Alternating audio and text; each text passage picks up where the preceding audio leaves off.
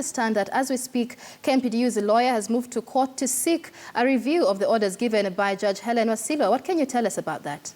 A very good morning to you, Michelle. What we know is that the union officials, led by their union lawyer, went to court to seek a review of the judgment by Lady Justice Helen Wasilwa, and we are waiting feedback on that today. And as we speak, the doctors have assembled at Railway Club from where they are heading to Milimani. The initial plan is to present the 7 top brass of the union to Milimani Law Courts, as had been ordered by Lady Justice Helen Wasilwa 14 days ago for them to proceed to jail. But in the event that their requests for a review of the orders given by the judge are heard or are given airtime in court, then we may find that the events of the day may change. Also, it's good to note that the union had made an appeal that is to be heard on the 1st of February against the same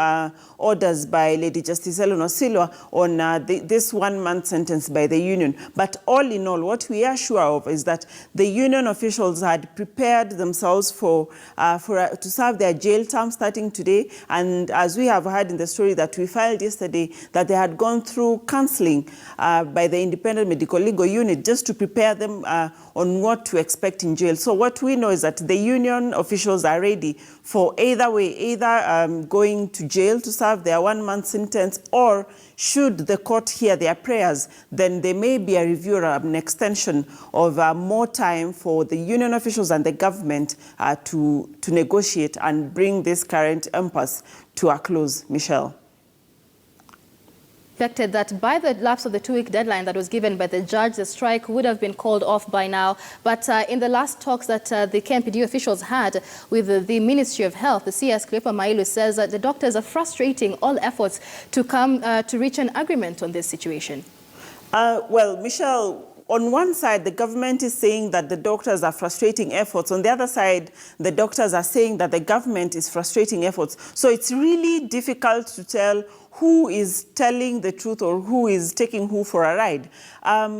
Remember, the CS did a press conference and issued what they called a revised collective bargaining agreement, which the doctors distanced themselves from, saying it's not what they had discussed and agreed with the CS that morning. And the CS said it's what they had discussed and agreed with the doctors, and they eventually refused to append their signatures on it so as to call off the strike. The doctors note that whatever is in what is now in this new document, they call it Appendix 1, is not what they had requested in their Appendix A, which is in the 2013 collective bargaining agreement that had been discussed, negotiated, and agreed upon by the then union officials and the then Ministry of Health officials. So we find that both sides are blaming each other for frustrating negotiations. So it's really difficult, Michelle, to know who actually is telling the truth. What we know is that, well, we have a document presented by the government, and the doctors have distanced themselves from that document, saying it's not what they have agreed on. So we are yet to see how really this impasse will be resolved, or when a solution will be gotten to the current crisis so that the doctors go back to work. Today marks the 53rd day since the doctor strike commenced on the 5th of December, and if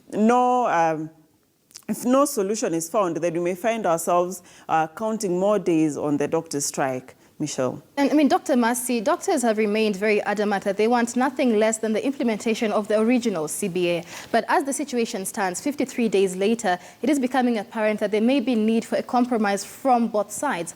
Now, the government says they have compromised by giving this revised collective bargaining agreement. Are doctors willing to compromise at any point? Well, from what we have learned from the doctors is that they have presented at least 7 different solutions to the implementation of the CBA, and they have given the government different options. And one of the options they've given the government is to have a fast implementation phase between now and July, and the second implementation phase from 1st of July, that is the next financial year.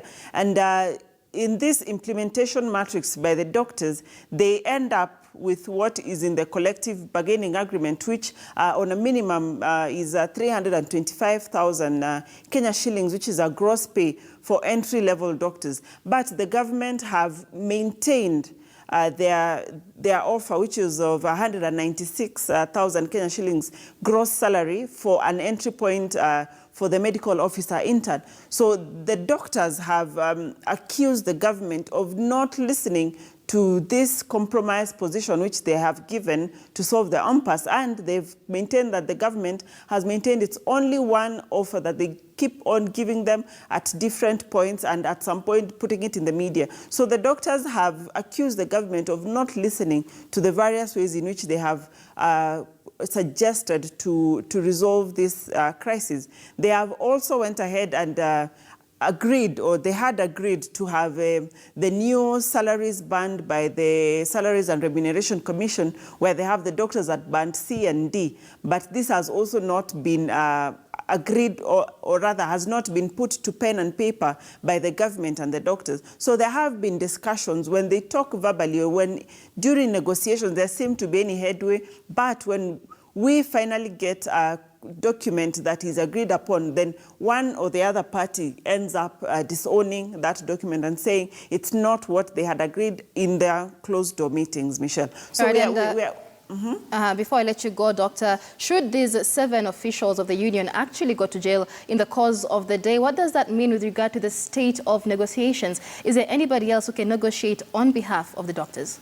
Well, the doctors and the doctors' officials have been very categorical that should their 7 top union officials go to jail, then there'll be no negotiations whatsoever. They have said they'll have in place a caretaker committee, which will be comprised of the remaining National Executive Council members and the top branch officials who will be communicating and giving information to its members, but they have been very categorical that no negotiations will take place until the 7 top officials are out of jail. And so we don't expect that there'll be any negotiations whatsoever until the officials are out of jail. So this, should they go to jail, that we will count another 1 month of no negotiations whatsoever, according to the doctors, until the officials are out of jail. So whether the government will relax this or will try and persuade the other caretaker committee to come to the table and discuss with them is something we are yet to see, or something we'll see as the day develops.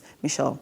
All right, many thanks. Dr. Mercy Korir, they are joining us from our city center studio with the details on what is expected to be a dramatic day for officials of the doctors' union, who are expected to begin their 1-month jail term today. And as Dr. Mercy Korir tells us, should they go to jail, there will be no negotiations until the end of their 1-month jail term.